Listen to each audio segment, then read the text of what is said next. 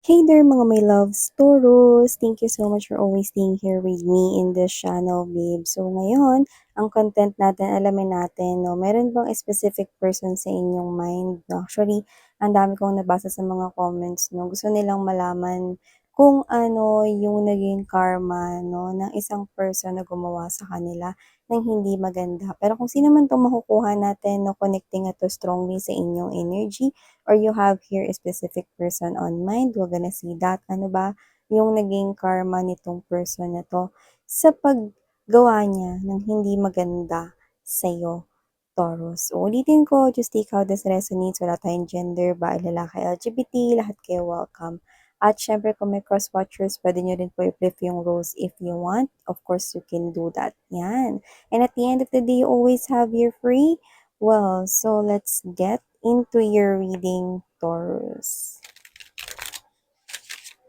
Ano po yung naging karma nitong person na to sa paggawa niya ng hindi maganda kay Taurus? Can you please show me? Archangel Michael, thank you so much for being here with us in this reading. And hi pala sa mga new subscribers. Welcome, ako po si Yan. At sana magstay po kayo rito sa aming community. You might want to subscribe, like, and share. At meron pa po tayong other channel, no? Ang link ay nasa ating description box. At sa mga pabalik-balik ko mga viewers, thank you po sa inyong walang sawang pagsuporta sa aking journey. So, this is for Taurus. Ano nga ba yung naging karma nitong person na to sa paggawa niya ng hindi maganda sa inyo? This could be your specific person na tinitingnan sa iyong mind right now. Taurus, let's go.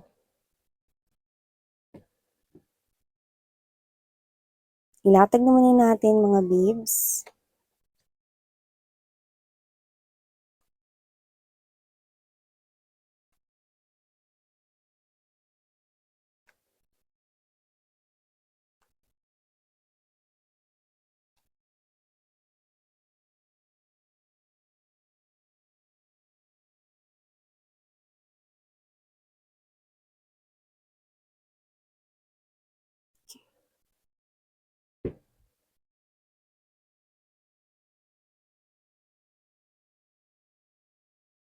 So, nakita ko dito, Taurus, just take how this resonates, no? Ang karma na tinatanggap nitong person na to, no, na nakapanakit sa inyo. Nakita ko dito na kung sino man yung mga makaka-resonate dito, this person here pushed you away. Pushed you away, no? So, this person here, pinagtulakan niya kayo rito. Pwedeng siya yung unang umalis sa connection ninyo. Siya yung unang nag-cut sa connection ninyo. At gumawa siya dito ng desisyon na nakakaloka, no? Pinapakita sa akin dito na gumawa siya ng desisyon rito in the past na hindi pala siya sigurado pero kinat niya kayo. So, maaring may options dito, may pagpipilian, pwedeng may isa pa ritong third party, pero whatever the case may be, just take how this resonates, no? Hindi siya sure nung time na kinat ka niya, pero kinat ka niya, ikaw yung pinush niya away, ikaw yung pinagtulakan niya rito, yun yung nakita ko dito. And now, ang karma kinakaharap niya rito mga babes, no, is nagkakaroon po siya rito ng struggle, nahihirapan po siyang bumangon pagdating sa related sa pera. So, yung negosyo niya, kung may negosyo siya, nung time na nakilala mo siya, or baka siya ay nagwe-work, no, nakita ko rito na posibleng maganda yung flow ng kanyang trabaho tas biglang umalat, 'no? Nakapanlasa tayo ng maalat dito, 'no? So, whatever the case may be, hindi maganda yung flow ng kanyang pinansyal at malaki yung posibilidad, 'no, na nasho-short siyang madalas ngayon at posibleng lumalapit siya sa mga kakilala, mga kaibigan rito, 'no, at nahihiya siya, 'no, pero wala siyang choice kundi magpakumbaba at humingi ng tulong pinansyal sa mga taong nakapaligid sa kanya. So, yung dating nakikita ko rito na parang maganda yung flow ng kanyang kaperahan ay biglang umalat. So, maaring itong tao na to, no, is posibleng yung negosyo niya, no, is hindi ganun kaganda yung daloy ng mga customers or clients na pumupunta upang i-avail yung service or yung produkto 'no, na binibenta niya kung product man iyon 'no. So nakikita ko rito parang, alam mo yun, nilalangaw 'no, parang kung tawagin ng iba 'no, nilalangaw yung negosyo 'no, or yung iba naman rito is nakikita ko rito na posibleng mas madalas siya ngayon na nasisita at pinapagalitan ng kanya ritong boss kung siya naman ay nagtatrabaho sa company 'no. Parang nakikita ko rito na hindi maganda yung flow niya sa career, sa job at sa pentacles 'no. Nakikita ko rito na nagsa-struggle siya pagdating sa pinansyal 'no. So nag-iba yung daloy ng pasok ng pera sa kanya rito, ramdam niya yun 'no, at dito namomroblema siya. Yung iba naghahanap rito ng part-time pero walang mahanap, 'yan 'no, laging hindi swak sa time niya rito 'no, at yung iba naman posibleng work talaga yung hinahanap 'no, pero hindi talaga rito siya natatanggap sa mga gusto niyang pasukan na kumpanya. May mga lumalabas na mga offers 'no, na nagpapakitang mga offer sa work 'no, pero hindi talaga yun yung trabahong gusto niya. So, hindi ko siya nakikitaan ng satisfaction ngayon sa kanyang trabaho at ito ay bahagi ng kanyang karma, 'yan. At kung meron man siya ritong anak, nakikita ko rito na posibleng hindi yun anak niya sa inyo, 'yan 'no. So, kung meron 'tong anak sa iba, nakikita ko na nagiging pasaway itong bata na ito sa kanya 'no. So, sakit sa ulo yung binibigay 'no, nitong anak niya na 'to sa kanya. So, posibleng lagi siyang pinapatawag sa guidance, principal's office 'no, baka nambu-bully ito ng mga schoolmates 'no. So, meron ditong young energy na posibleng nagpapasaway. Yung iba naman doesn't have to be na super young, posible naman na teenager na 'no, or puwedeng nasa 20s na rin 'no, pero parang immature na immature pa rin 'no, kailangan pa talaga ng guidance. So, nakikita ko dito mga babes na medyo nahihirapan siyang i-handle yung bata 'no, pero anak niya yun.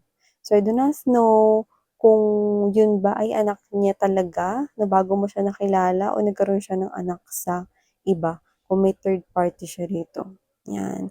Just take how that resonates 'no. Nakikita ko rin dito mga babes 'no, na isa sa mga karma na kinakaharap niya ngayon 'no, is parang nahihirapan siyang gumawa ng desisyon. Dati kasi kapagka nakaka-encounter siya ng mga sitwasyon, nakakaisip siya agad ng mga paraan paano masosolusyunan yun. Pero ngayon parang napakakapal ng ulap palagi 'no, para sa kanya. Parang hindi niya malaman kung ano yung gagawin niya 'no, parang kada may desisyon na kailangang isagawa, kinakailangan niya lagi ng tulong ng iba. Eh, dati naman kaya niya naman itong lusutan ng siya lang. So, parang dito nakikita ko na parang pumurol 'no, yung kanya ritong, approach sa mga paggawa ng decisions dito. So, nagfe-fail. Kunwari ganito, dati magaling siya 'no, kunyari nagkaroon ng problem sa work or sa personal life 'no, at puwedeng siya yung dating takbuhan ng mga malalapit sa kanila 'no. Nakikita ko rito na 'pag may ginawa siya at sinabi siya, nasosolusyunan talaga. Pero ngayon 'pag may sinasabi siya rito palpak, ayan 'no, parang, "Ay hindi nag-work yung sinabi mo, ano ng gagawin natin ngayon?" 'Yan 'no. So parang nakakarinig tayo rito ng mga reklamo, may back job dito, at yung iba naman 'no, kung nagse-sell naman siya rito ng produkto maaaring binabalik or parang hindi tinutuloy na kuhain ng seller lalo na kung COD yun, I mean ng buyer lalo na kung COD yun 'no. So whatever the case may be, hindi maganda yung kanya ritong flow sa money talaga 'no. Actually money yung pinaka nag-i-stand out dito 'no, parang ang dami niya ritong bayarin. Dati naman siya 'to na parang walang utang 'no, pero ngayon parang lampas na ata 'no, sa higit sa, 3 yung pinagkakautangan niya rito 'no. So yung iba rito parang dati excited na magnegosyo 'no, kasi maganda at puwedeng patok yung gagawin niya sanang negosyo rito, pero for some reason, patok pa rin yun pero sa kanya inaalat, 'yan. So whatever the case may be, yung nakikita ko ritong karma 'no, parang ito yung bagay na ikinagulat niya rito 'no, pero ang good thing naman dito, ikaw yung naalala niya kung bakit siya nakakaranas ng ganito. ikaw agad yung unang pumasok sa isip niya with the Tower right here 'no, and there's this Eight of Wands energy. Alam niya rito na parang alam mo kasi totoo lang, itong person na 'to kaya ka nagkagusto sa kanya before kasi maabilidad siya at matalino siya. Isa 'yan sa parang mga nagustuhan mo sa kanya. At siya, nakita ko rito na parang na-realize niya rito na ikaw yung pinakanagawa niya rito ng hindi maganda before or nasaktan niya talaga ng sobra before. Kaya siguro siya rito nagkakaroon ng parang karma na hindi maganda. So, nakita niya rito na parang kailangan niya itong ayusin, no?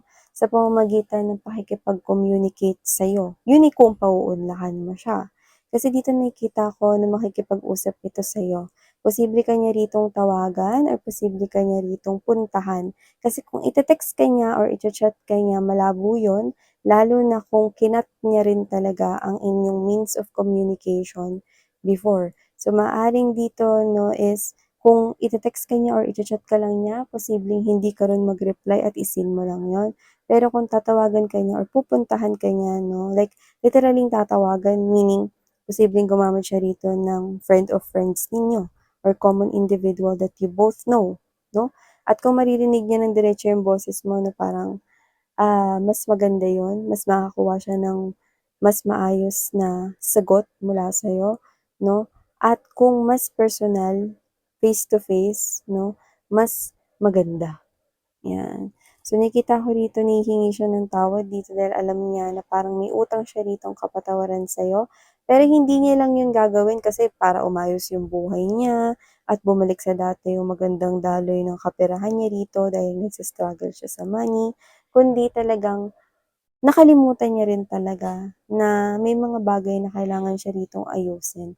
At isa na nga rin dun yung sa inyo, 'no, yung gusot na ginawa niya sa inyo. So, nakita ko rito na itong person na 'to 'no is hindi ko naman nakikita na may pagmamahal pa dito or nais niyang makipagbalikan, hindi 'no. Pero alam niyang may utang siya sa'yo rito na apology 'no. So, nakikita ko na mag-a-apologize itong person na 'to sa'yo 'no.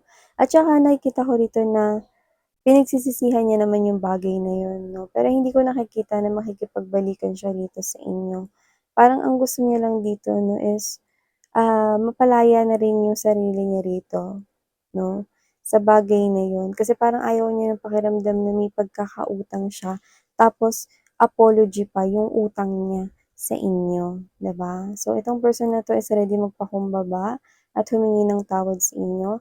Nais niya kayong mag-usap at magkaroon rito ng one-on-one talk 'no, personal ito. So, sana paunlakan mo raw siya 'no. So, hindi naman niya iniisip na pagtapos nitong pakikipag-ayos na 'to ay babalik na agad siya dun sa dati niyang pamumuhay na umaayos at, um, gumagana na ulit 'no, yung daloy ng magandang flow ng kaperahan sa kanya, kundi ginagawa niya ito dahil alam naman niya na hindi na kayo tumatanda ng paurong. Gusto niya rin dito na mag-take responsibility na sa kasalanan niya sa'yo. Aaminin niya na nagkamali siya 'no, at maaaring marinig niyo rin 'no, na posibleng sabihin at ipagtapat niya sa inyo 'no, na gumawa siya rito ng isang malaking desisyon na tanggalin kayo sa buhay niya noon kahit hindi naman pala siya gano'n kasigurado. Alam ko na ang pagbanggit nun ay posibleng hindi makapagpabago ng sitwasyon ninyong dalawa, pero maaaring banggitin niya pa rin yun dahil yun ay nagpapakita sa ating mga baraha. So, nakita ko rito mga babes na itong tao na 'to 'no, is willing na makapagkumbaba sa harapan mo at nakikita ko rito 'no, na yung iba posibleng ano 'no, may nakita ko rito na, posibleng nagkaroon kayo ng anak sa kanya pero puwedeng hindi niya nalaman pero yun ay for the few of you guys. Nakikita ko rito na kung ganun man yung case, nakikita ko rito na susustentuhan niya yun kasi alam niya yung kanyang responsibilidad sa bata. Kung meron dito sa inyo na nangyari na hindi niyo nasabi sa kanya na nung iniwan niya kayo rito hindi niyo nasabi na kayo ay nagdadalang tao or may anak kayo or late niyo na nalaman na may anak kayo rito. So, nakita ko rito na 'pag nalaman niya yun, willing siya rito na mag-take responsibility sa bata 'no, at nakikita ko rito na magkikita pa rin kayo ng madalas pero dahil na lang yun sa inyong anak. Yun ang nakikita ko rito 'no. So, yeah. Well, I must say that at the end of the day, nakikita ko magiging good father pa rin siya sa inyong anak kung nagre-resonate sa inyo yung parte na yun, okey? Dahil nakikita kong tutustusan niya yun at ipo-provide niya yung mga kakulangan 'no, ng mga naibigay mo na dun sa bata, 'yan. So nakikita ko rito 'no, na posibleng yung iba kung bibigyan ninyo ng chance na maging magkaibigan kayo na para na lang rin alang-alang sa anak ninyo kung meron, nakikita ko na maaari kayo rito maging friends pero para lang sa bata. Pero yung sabihin mo na friends na nagkukuwentuhan at nag-uusap sa mga bagay-bagay under the sun, hindi ko kayo nakikitang gano'n.